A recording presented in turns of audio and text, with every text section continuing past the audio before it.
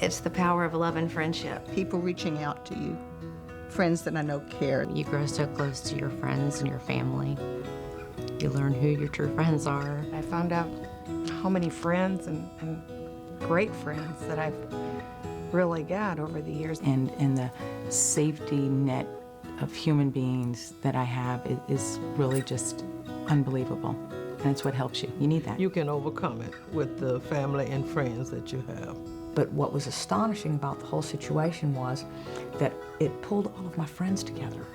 And now they're friends. My best friend and I are planning a trip to Italy. You know, I mean, we're excited about this. We want to see the world now. So you have no idea who cares about you until you go through something like this. I had my children and I had my friends, and I had this outpouring of love. We've gone through this journey together and become friends. It's been a great experience. And I think it's changed our relationships forever in a very positive way.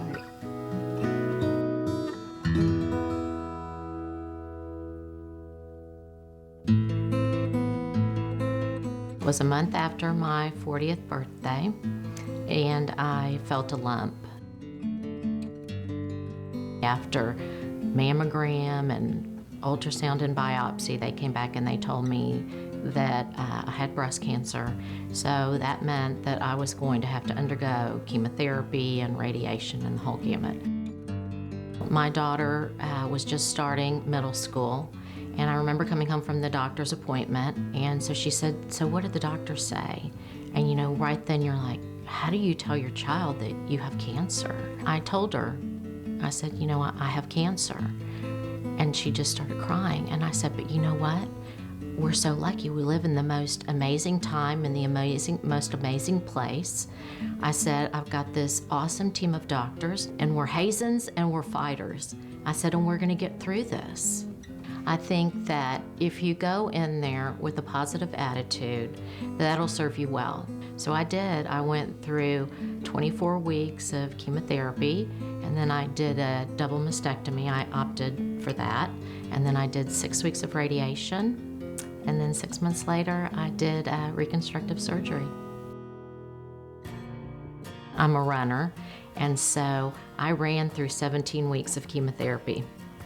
And every time I'd go to my doctor, he'd say, "Are you still running?" And I'd say, "I'm still going."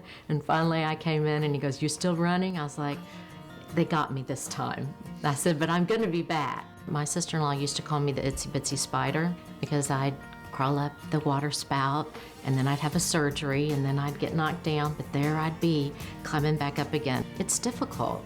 You can't expect to always be up, but I always, before my treatments, I would get decked out. Just because I have cancer doesn't mean I can't be cute. And to me, that was empowering because I thought, this is in my control. And I always felt so much better when I would do that. I talk to a lot of women, and I tend to talk to a lot of younger women too. And what I tell them is, you know, it's very difficult at the beginning because it's overwhelming and you think, you know, how can I do this? But you can do it. And what you get from the backside of it is something that you can never imagine as you're starting the journey. The people that you meet, the strength that you gain going through the different treatments, it does make you into a different person. You feel like you can soar, you can fly.